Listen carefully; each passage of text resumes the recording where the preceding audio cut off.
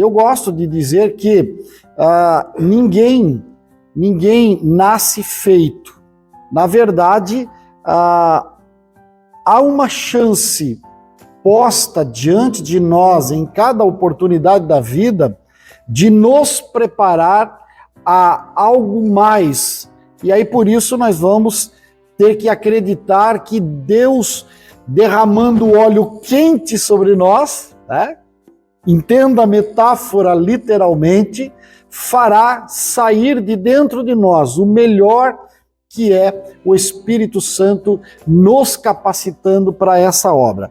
Eu gosto de começar pensando o seguinte: o sucesso de uma organização, e a Assembleia de Deus, ela não é somente parte do corpo de Cristo, ela é, com o CNPJ, uma organização. E o sucesso de uma organização precisa ter 4 elementos fundamentais que necessitam de atenção constante. Um deles é uma boa arquitetura organizacional. E o que é isso, transformando em palavras simples?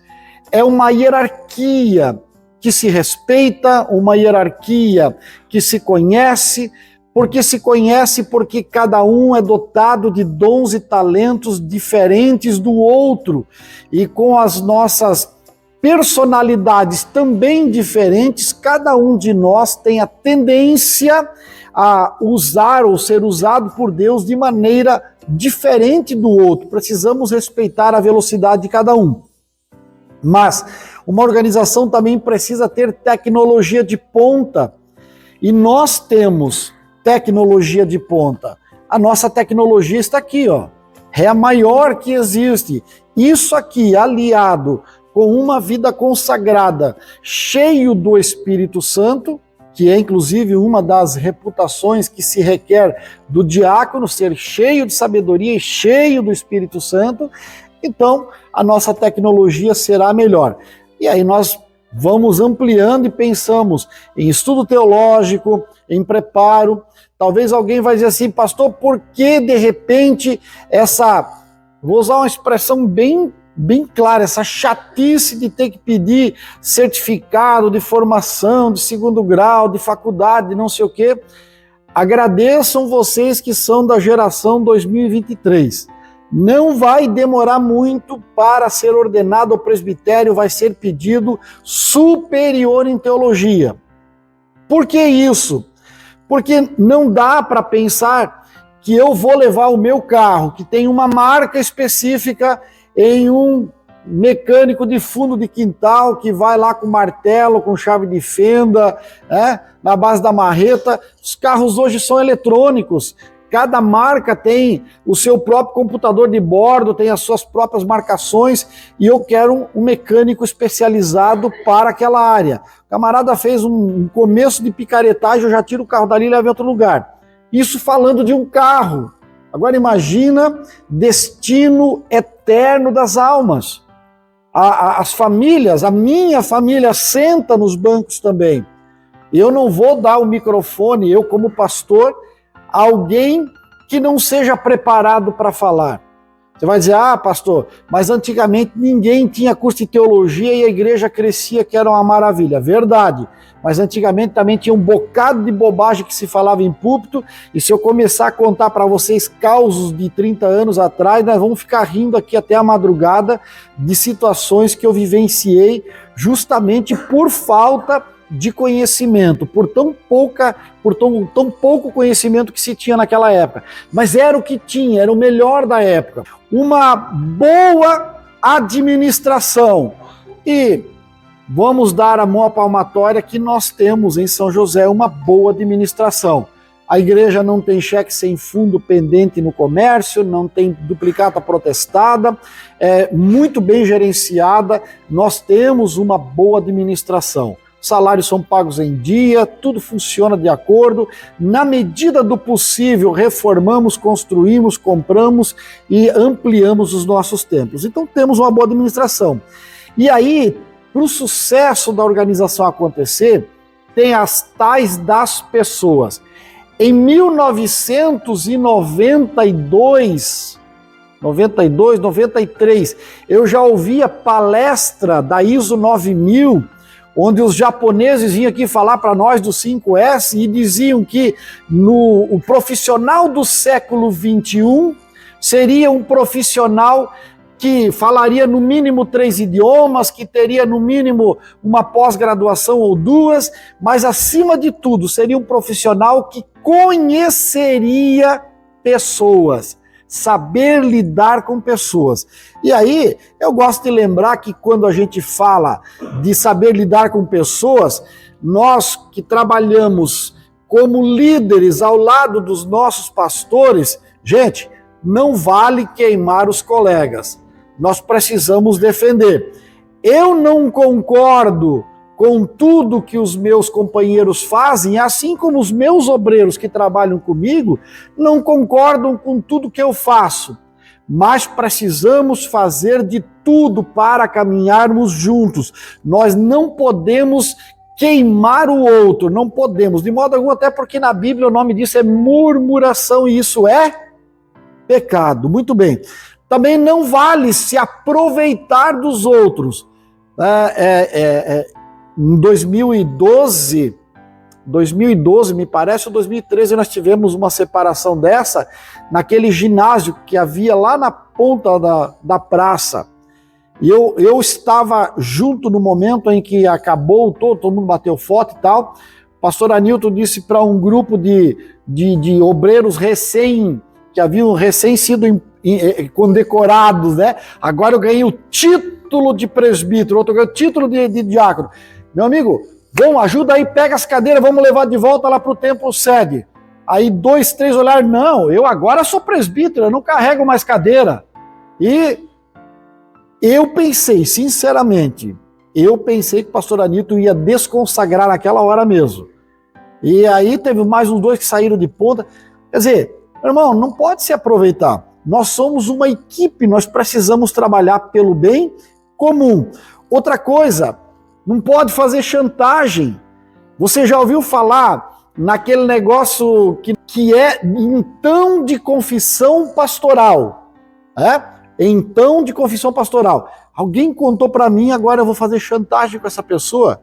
Isso não pode, de modo algum, isso está totalmente fora da nossa realidade. E claro, cuidado com as traições, não pega bem no ambiente cristão, né?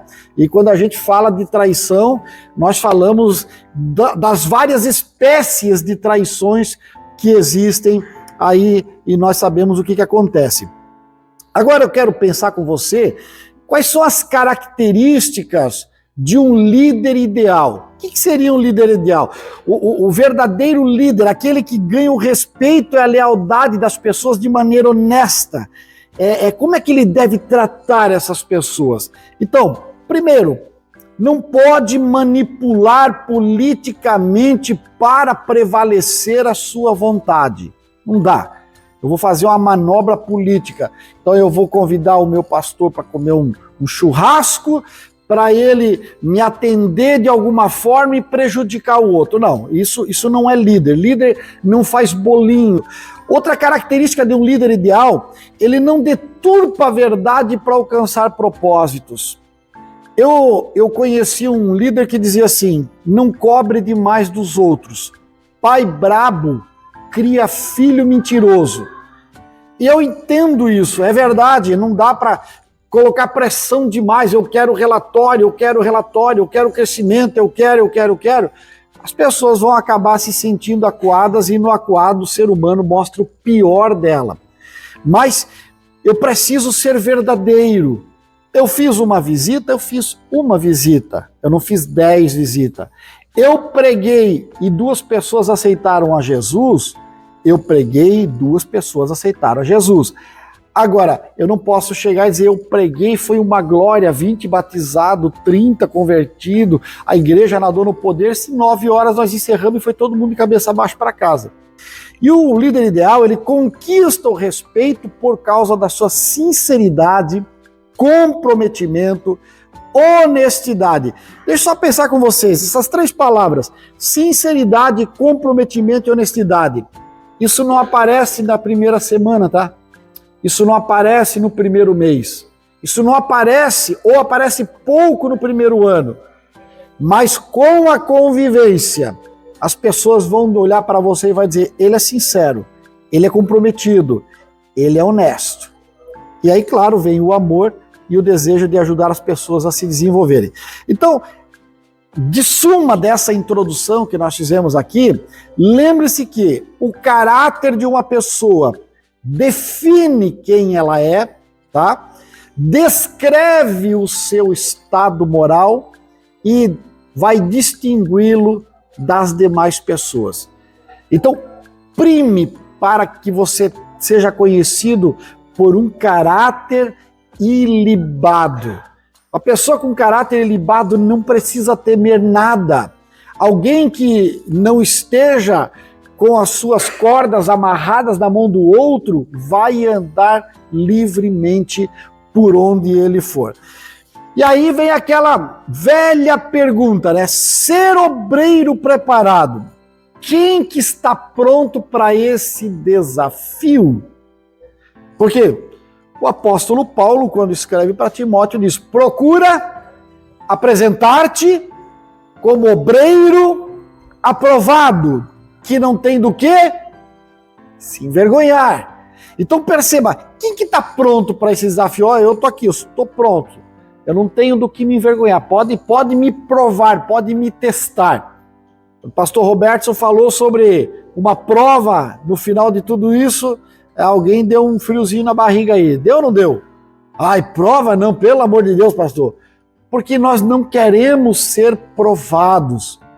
Prova disso, eu separo alguém ao diaconato e digo assim, ó, meu irmão, você agora é o diácono da nossa igreja. Você sabe que o diácono, ele tem que correr na frente, ele não pode deixar o seu pastor fazer força. Fazer o trabalho braçal não é o pastor, o diácono chega antes. Ora, o pastor vem aqui arrumar porque a zeladora limpou, tirou os bancos do lugar. O pastor chega 1 hora antes para arrumar, para deixar alinhadinho os bancos. O diácono tem que ver isso, ele não pode deixar o seu pastor fazer força. Isso é bíblico. O pastor precisa se dedicar à oração e ao ministério do ensino. É tarefa do diácono. O diácono não pode ser um mandrião que chega já quando o culto está cantando e hino da harpa. Então, por favor, não aceite esse cargo, meu irmão. O diácono tem que chegar primeiro, 1 hora antes de todo mundo, para ver se não tem um cocô de passarinho na porta, para ver se não tem um cocô de cachorro na entrada, para ver se está tudo certinho, se os banheiros foram limpos de fato, se falta papel, se falta copinho, se não tem um vazamento, se os bancos estão alinhados, a criança não deixou uma bolacha. É tarefa de diácono. O diácono precisa estar pronto, preparado, para que ele possa a qualquer momento, pastor, acabou a ceia, domingo acabou a ceia, pastor, quem é que está doente aí? Quem é que precisa de levar a ceia? Ah, tem a irmã fulano, ciclano, beltrano, ele vai atrás, é o trabalho dele. Ele já convida um presbítero para ir com ele, meu irmão, vamos lá porque eu sei lá que o irmão que eu vou levar a ceia está doente, aí o senhor já leva o óleo, unge, porque o diácono não unge, é o presbítero, vamos junto, vamos fazer isso aqui. Não é para fazer o pastor correr atrás disso. Você vai dizer, mas nós temos pastor pago que se vire. Tá errado. Pela Bíblia, isso é tarefa do diácono. Você está entendendo? Você sabe que tem uma família passando necessidade, seu pastor parar o meio do culto, um momento da adoração, para dizer, meu irmão, tem uma família passando necessidade, vamos fazer aqui uma campanha, quem dá 1 quilo disso. Não é nada disso, meu irmão. Isso é o diácono, ele já vai na casa de um, de outro, meu irmão, o que tu tem aí? Não tem um sal, tem uma farinha, e aqui, não, eu preciso de uma pasta de dente, não. Ele vai, quando o pastor vê, onde é que tá indo? Aquela família lá, pastor, já tô levando, pode ser que eu já tô cuidando. Tarefa de diácono. Não, pastor, mas eu sou diácono porque eu tô indo a diaconato, sim, porque é o seguinte, porque eu quero muito ser presbítero. Beleza. E eu não te tiro, eu não tiro a sua razão de querer ser. Porque quando eu me converti em 91, em fevereiro, fui batizado com o Espírito Santo em maio, desci as águas 31 de julho, fui separado auxiliar 1º de agosto, no dia seguinte, assumi a mocidade 1 semana depois, e No ano seguinte fui separado do diaconato. Eu juro para você que a única coisa que eu nunca quis foi ter sido separado do diaconato. Eu inclusive perguntei para um obreiro meu, não dá para pular essa etapa e eu ir direto ao presbitério? Eu espero mais uns 5 anos, não tem problema. Por quê? Porque eu não me via como diácono. Eu me via em sala de aula ensinando. Eu me via dando aula para a igreja. Eu me via até evangelizando na casa, fazendo discipulado, mas não diácono. Eu não era diácono. Eu não era diácono, eu não fui diácono. Mas daí o obreiro falou, não, tem que ser escada, tem degrau, tem que pisar no degrau, filho, e exerça. Eu confesso para você que eu não fui lá muito bom diácono, tá? Eu confesso que eu não fui lá muito bom. Até porque eu trabalhava na empresa até quase o horário do culto, então eu ajudei muito pouco. Mas eu já estava me preparando para ser um bom presbítero. Eu queria ser presbítero para fazer casamento, para fazer batismo, para levar a ceia, dar unção, para ensinar na escola dominical, para pregar. Eu queria ser, e para isso eu fiquei me preparando. Você entende que nós precisamos entender a posição, mas também temos que projetar o nosso futuro, saber onde é que eu quero ir. Eu sempre soube, desde o dia em que eu aceitei Jesus, eu me via em sala de aula ensinando. Desde o primeiro dia eu me preparei para isso. Então, se nós sabemos o que nós queremos, nós vamos mais longe. Agora, pastor, eu vou ser diácono, ou vou ser presbítero, ou vou ser evangelista, ou vou ser pastor, e vou sentar no púlpito. Sim, se você é chamado na sua igreja para sentar, sente mesmo. Esteja preparado mesmo, faça mesmo. Mas lembre-se, preparo bíblico, teológico, cultural, tem uma mesa com 4 pernas. E eu não vou me deter nela porque ela faz parte de uma outra aula, mas preparo bíblico, seja o melhor dentro da sua capacidade. Quantas versões bíblicas você tem? Eu trouxe uma só aqui, a Bíblia de Estudo de John Wesley, mas eu tenho mais umas 40 lá, de vários tipos, modelos, tamanhos, datas, cores, versões. Por quê? Eu preciso ter preparo bíblico, eu preciso conhecer de Bíblia. Preparo cultural, preparo teológico, é o que vocês já sabem, e o preparo educacional. O preparo educacional diz respeito à nossa postura frente à classe, frente à igreja, frente ao púlpito, e tem uma série de detalhes a serem estudados, aí eu não vou me deter aqui. E aí você vai dizer, pastor, por que as pessoas resistem à educação teológica formal? Bem, ainda temos no nosso meio aqueles que têm aquela ideia da suficiência da Bíblia e do Espírito Santo. Então, se eu ler a Bíblia e orar, é suficiente. É suficiente se não houver outra possibilidade de conhecimento. É claro que o Espírito Santo vai dar, não tenha dúvida. Mas, gente, pensa bem, se até o Windows tem atualização, por que nós não podemos nos atualizar? Sempre podemos crescer, sempre podemos melhorar. Então, Espírito Santo e a Bíblia é base, mas nós temos que ampliar daí. Também temos o problema do exemplo negativo das denominações tradicionais. Igreja luterana, igreja católica, wesleyana, aquelas batista tradicional. Mas eu digo e repito o que está lá atrás de mim. Teologia não esfria o crente, teologia apaga fogo falso. Fogo estranho se apaga com teologia, com conhecimento da verdade de Deus. Então, nós precisamos ter isso muito, muito certo em nosso coração. Teologia é coisa boa, ela só revela o pecador que estava escondido ali. O testemunho negativo de teólogos, claro, temos grandes teólogos que deram péssimo testemunho, estão aí propagando bobagem de 3x4. Então não é porque existe gente ruim na profissão teólogo que nós vamos deixar de estudar teologia.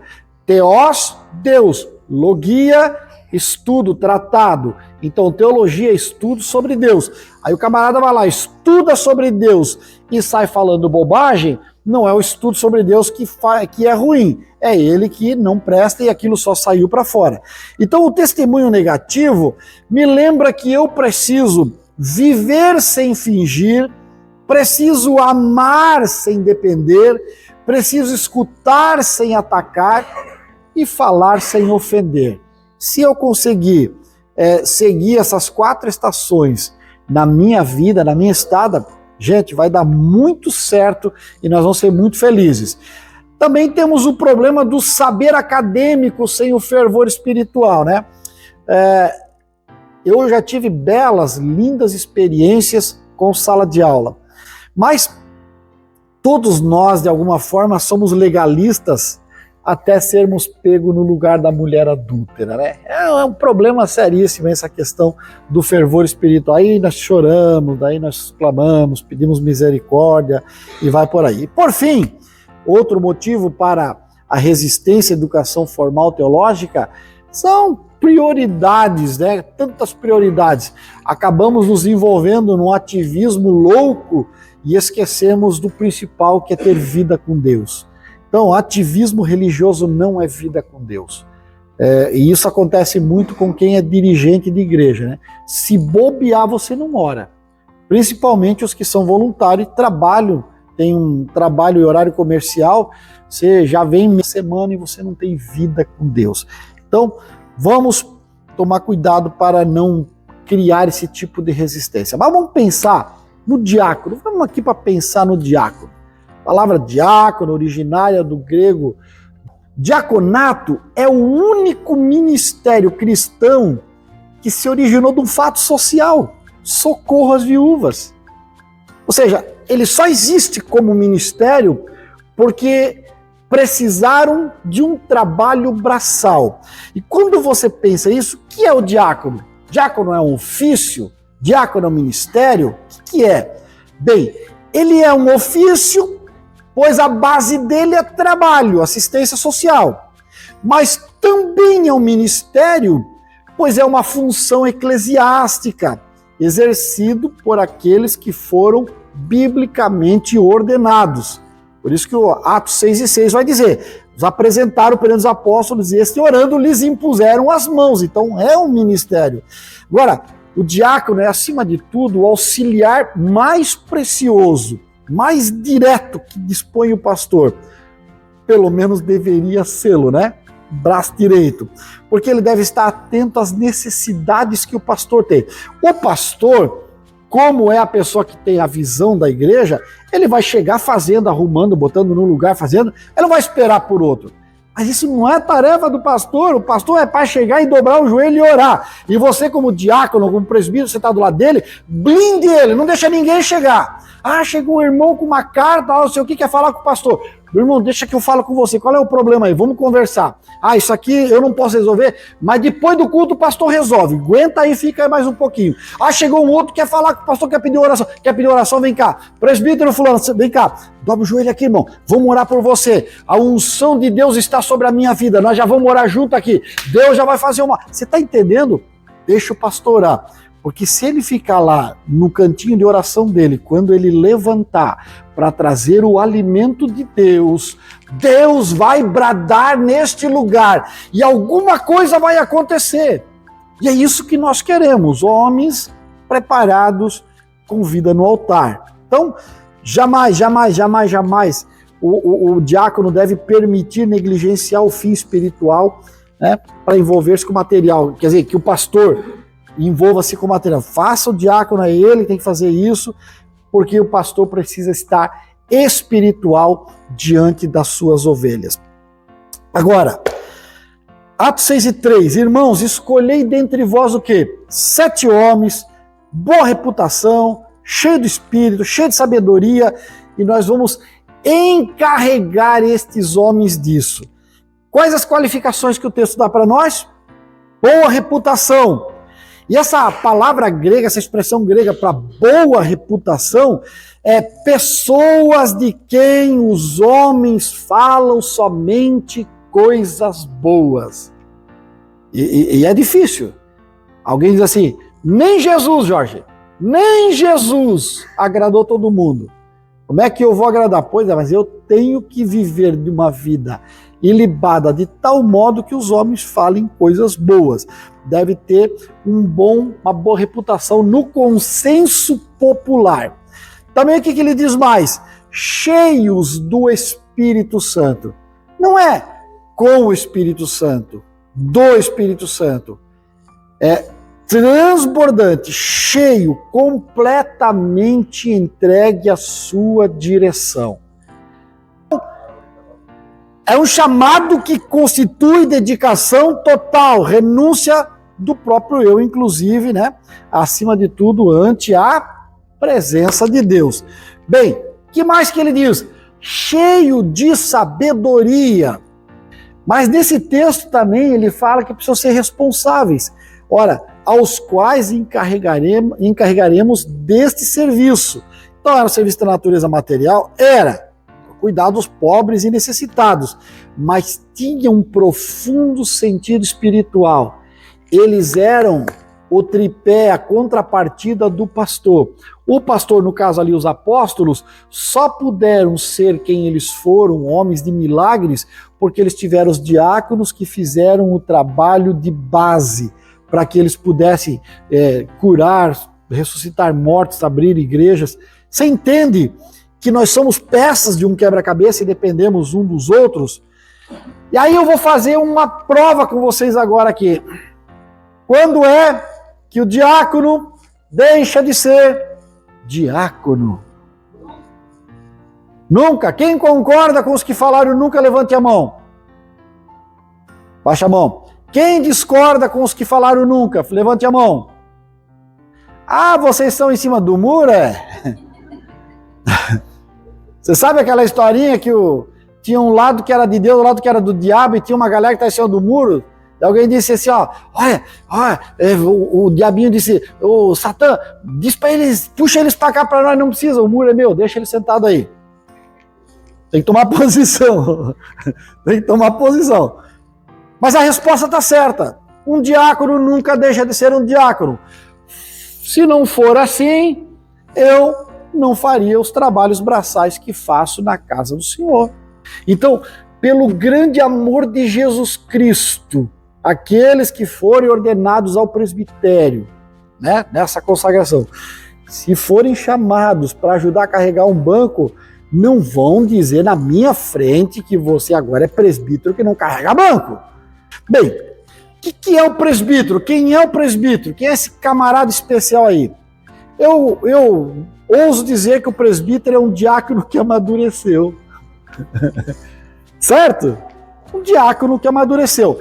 Ele amadureceu aonde, pastor? Na idade. Um pouquinho mais velho, porque você foi ao diaconato agora, precisa no mínimo 2 anos, é isso, pastor Roberto, para ir ao presbitério? 2 anos? Vai precisar mais 2 anos, você vai estar mais velho, então vai amadurecer na idade. Amadureceu na maturidade. Você vai tomar responsabilidade para si agora. Óbvio, quando você chegar ao tempo de ser um presbítero, você já é mais experiente. Você amadureceu na dedicação. O teu tempo como diácono te ensinou a ser um verdadeiro servidor. Aliás, deixa eu lembrá-los que os senhores que estão indo ao diaconato agora não estão indo para serem diáconos.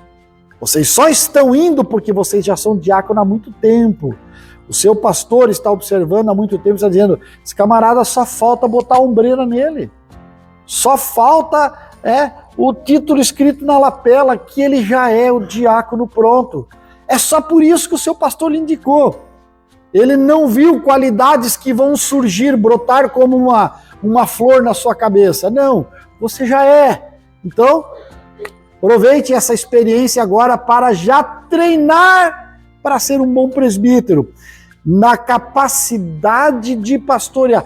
Peraí, pastor, eu como diácono posso treinar a capacidade de pastorear? Claro. Vá dentro da sua chamada, ser um professor de escola dominical, ser um evangelista de porta em porta, ou quem sabe participar de discipulado, visitas às casas. Vá treinando, porque se você como diácono fazer o trabalho também de um presbítero, seu pastor vai ficar de olho e vai dizer, esse camarada não pode ser um diácono, esse tem que ser um presbítero, porque eu quero dar uma igreja para ele. Quero botar um ponto de pregação na mão dele, quero ver ele crescer muito. né? Então é isso, na capacidade pastoral, na sabedoria de aconselhar, um excelente conselheiro, e claro, no desejo de servir melhor e na intimidade com Deus. Só vai crescendo, vai melhorando, não pode piorar. Eu tinha uma intimidade nível 100 com Deus quando era membro, aí eu fui auxiliar, mudei para 90, meu nível de intimidade, aí eu fui a diácono, caiu para 70, fui ao presbítero, fui ao presbitério, caiu para 20. Meu nível de intimidade com Deus, porque agora tenho muitas atividades. Aí fez o inverso, ganhou o título e perdeu a graça. Aí não vale, né? Mas aí pergunta para mim, o que se espera de um diácono de fato? Primeiro, Pedro se dirige aos presbíteros, que se espera de um presbítero. Pedro se dirige inicialmente aos presbíteros em 1 Pedro 5:1, dizendo: a ordem aos presbíteros é a de que eles pastoreiem o rebanho de Deus. A passagem nos mostra que os presbíteros também deviam exercer o pastoreio. Você vai dizer, pastor, me explica esse negócio, é presbítero, é pastor, é bispo, que negócio complicado esse aí. Então é fácil, vamos pensar nas palavras que estão na Bíblia. Tem presbítero, tem bispo e tem pastor. Todos três, pela Bíblia, são aqueles que apacentam o rebanho de Deus. O presbítero, o bispo e o pastor. A palavra presbíteros significa ancião. Presbítero, o ancião da igreja. Mas vou fazer um salto triplo hermenêutico aqui. Ele não é só ancião no sentido velho, mas ancião no sentido experiência para lidar com o povo de Deus. Está entendendo? Experiência para lidar com o povo. Nós precisamos nos conhecer. Porque se eu te afrontar aqui, agora, ou ali na saída, eu pisar no teu calo, te ofender, você não pode partir para a violência. Você tem que ser experiente, você tem que ser um ancião. Você é um presbítero. Às vezes a gente flagra aí alguma situação de presbítero se brigando, né? De vez em quando em cima de púlpito, se ameaçando e tal. Irmão, nós somos da paz. Nós vamos morar no céu.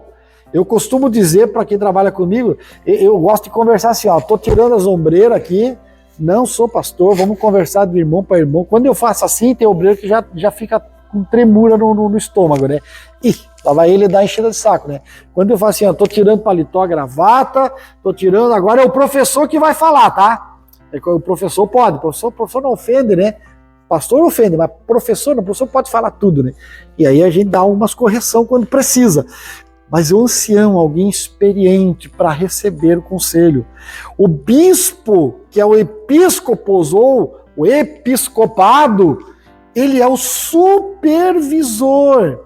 É aquele que supervisiona o rebanho de Deus. E o pastor, que é o poimen, que nada mais é do que aquele que cuida, é aquele que pastoreia. Então, os três termos, eles são diferentes entre eles, são, mas a função deles é a mesma, é servo, tem seu significado próprio, mas com variação de sentido que nos remete para alguém que cuida do rebanho de Deus. E eles têm qualificações, há qualificações para esses presbíteros, tem qualificações morais, domésticas e espirituais. Então veja, morais, irrepreensível, temperante, sóbrio. Cada palavra dessa dava um estudo, né? Moderado ou modesto, não dado ao vinho, não violento, não dado a contendas, não avarento, não arrogante, não cobiçoso de lucro. Bom, aí cada um dá um estudo, né? Nas qualificações domésticas, marido de uma só mulher. Como é que eu vou ser marido de uma só mulher? Trata bem a tua, senão ela vai embora. Não tenha dúvida. Trate como uma princesa, cuide dela. Sua mulher. Hospitaleiro, que governe bem a sua casa, filhos sujeitos. Não quer dizer que o filho vai ficar na igreja com você para sempre, porque quando eles crescerem, eles vão fazer a própria escolha, mas eles têm que te respeitar. piedoso, santo, apegado à palavra fiel e com autoridade para exortar. Hoje eu posso falar com toda a liberdade, meus filhos me aceitam porque eles me conhecem, eu tenho autoridade para falar. Qualificações espirituais: apto para ensinar, não neófito. O que é isso, pastor? Não novo convertido. Então, se você conhece alguém que ficou chateado lá na sua igreja porque você foi e ele não, diga: meu irmão, você está novinho ainda, você é um brotinho, calma, espera que a tua vez vai chegar, tá? Deus vai te dar teu tempo também. Despenseiro das coisas de Deus. Eu fico preocupadíssimo quando eu chego no púlpito aqui, levantamos da oração, eu olho para o obreiro assim: prega hoje para nós. Pastor, mas o senhor não falou nada! Pelo amor de Deus! Eu não tive tempo de me preparar! Mas que raio de obreiro é você que se dá o luxo de sair da sua casa de terno e gravata, sentar no púlpito e não ter uma palavra para pregar? Ah, vá catar coquinho na esquina, meu irmão. Presbíteros em ação, vamos pensar um pouquinho desse camarada aí, fora do culto. Presbítero precisa realizar o quê, pastor? Tá lá: visitar os doentes, orar pelos enfermos, seja hospital, asilo, na própria casa, levar e servir a Santa Ceia aos irmãos impossibilitados de cear na igreja por estar enfermos, ministrar em velório. Tem uma palavra para velório aí já? Tem que ter. Tem que ter ali, ó. Faz esboço, que o esboço pelo menos não se perde. Tem que estar pronto ali. Tem que ter uma palavra para velório, tem que ter uma palavra para aniversário de 15 anos, aniversário normal, tem que ter uma palavra para ensino na terça-feira, uma palavra de culto evangelístico. Tem que ter essas coisas, tem que estar ali dentro. Palavra para ceia, tudo guardadinho. Então, preparado para expulsar demônio. Às vezes a gente não tá, né, irmão? Mas via de regra, prepare-se, tá? Aconselhar famílias em dificuldade. Tudo, pastor, eu fico chateado, sabia? Que às vezes um obreiro chega assim, ó: ah, pastor, lá na rua tal tem uma família que já foi daqui, eles não estão vindo já faz uns 2 anos. Você foi lá quantas vezes? Não, eu não fui, mas eu sei que eles moram lá, o senhor deve ir lá. Para que você é presbítero? Para que você é diácono? Para que você é meu auxiliar aqui? Vai lá, meu filho. Você conhece, você é da comunidade, eu cheguei agora. Visita, vê a necessidade. Se de repente tem um caso mais cabeludo que precisa da palavra pastoral, semana que vem podemos voltar, eu vou trazer o meu pastor junto. Aí sim, aí vem falar comigo, a gente já entra de sola, já resolve as coisas, tá? Deixa o pastor como o último cartucho. Resolva, ser da comunidade. Evangelizar. Hoje é difícil ver um diácono, um presbítero que evangeliza, né? A briga é pelo púlpito. Mas o púlpito só vai ser legal se você fizer o trabalho de base. Trazer gente para a igreja, para ouvir a palavra. Porque senão é só os crentes, tem que estar pregando vitória, vitória, vitória, para os crentes ser vitorioso. Então, evangelizar. Afinal de contas, está disponível a servir. Além disso, isso aqui é fora dos cultos, né? Nos cultos, o presbítero deve ser o auxiliar do pastor, claro, sempre preparado. Cobrir o pastor na sua ausência ou atraso. Deu 7 horas, o povo aqui já sabe, deu 7 horas, não me espera. Levanta, canta, toca a vida, vai, porque eu não cheguei, mas a igreja continua. Estar atento ao andamento da reunião, tá ligado? Tem uma movimentação, alguém tá passando mal, já vai lá, pega, recolhe, tira. Tem uma criança que tá incomodando demais, vai lá, pega no colinho, leva lá pra mãe, tá, olha, tá incomodando demais, tá chorando e tal. Tem uma mãe passando mal ali com a criança tá agitada, vai lá no ouvidinho da mãe, mãe, será que uma aguinha fria resolve? Eu vou lá buscar pra senhora, vai lá, pá.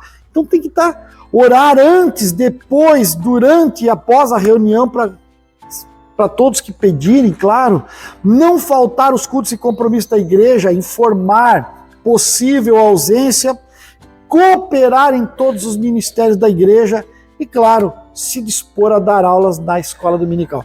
Pastor, pelo amor de Deus, escola dominical, eu nunca fui na minha vida.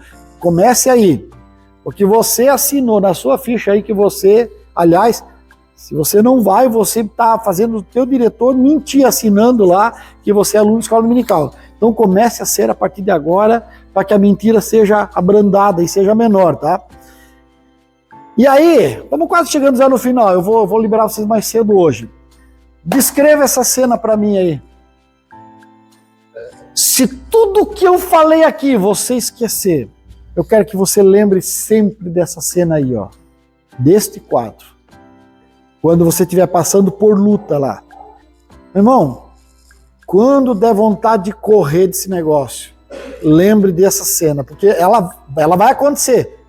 Ali a Bíblia está fechada, a sua vai estar aberta ainda, para ter mais poder de semeadura ali o negócio. Então lembre-se disso. Você tem parente, você tem amigo, você tem conhecido que já quebrou essa cena aqui, ó, já quebrou, tá?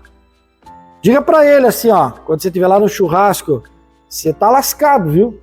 Você tá lascado, você tá em dívida com o mestre. Procura o pastor Ezequiel e vai te consertar com ele.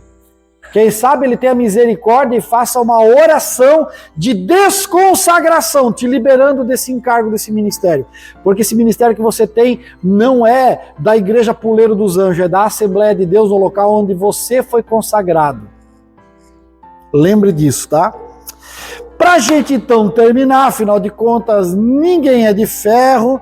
Vão comer aí um pudinzinho no final para sairmos daqui todos animadinhos, tá?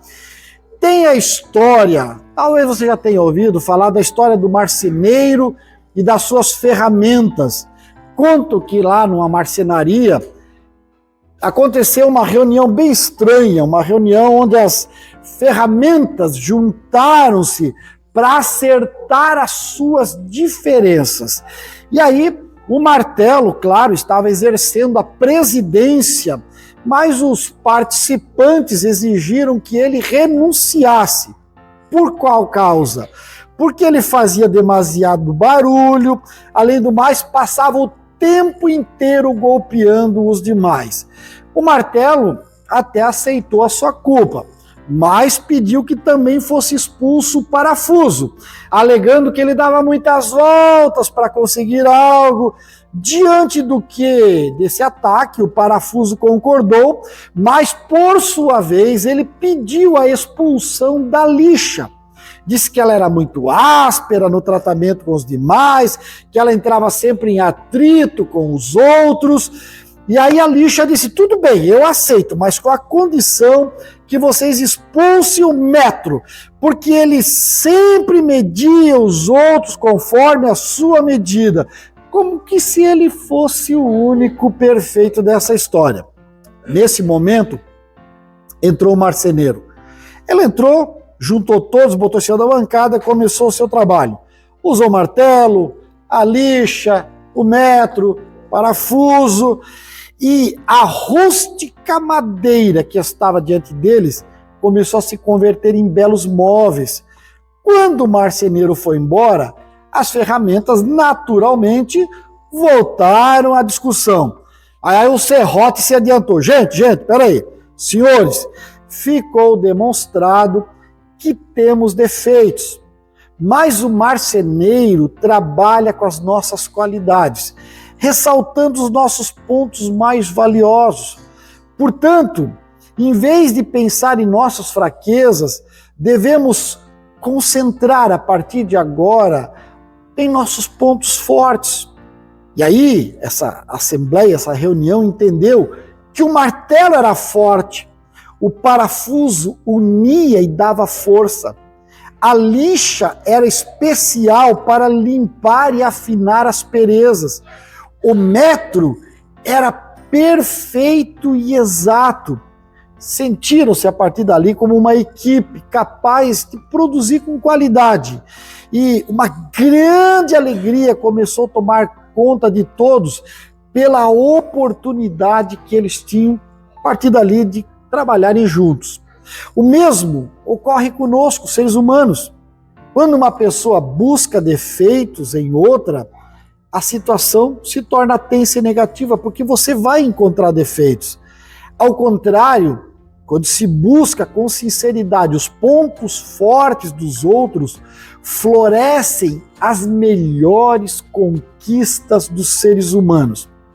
E aí eu digo, é fácil encontrar defeitos, qualquer um pode fazê-lo. Agora, encontrar qualidades, meu irmão, isso é para sábios. E aí eu termino com uma meditação que eu gosto demais. Alguns se tornaram ou se tornam inesquecíveis, porque foram uma espécie de Acabe, o pior rei de Israel. Outros, mesmo depois de mortos, ainda influenciam gerações, porque foram como Davi, o grande rei de Israel.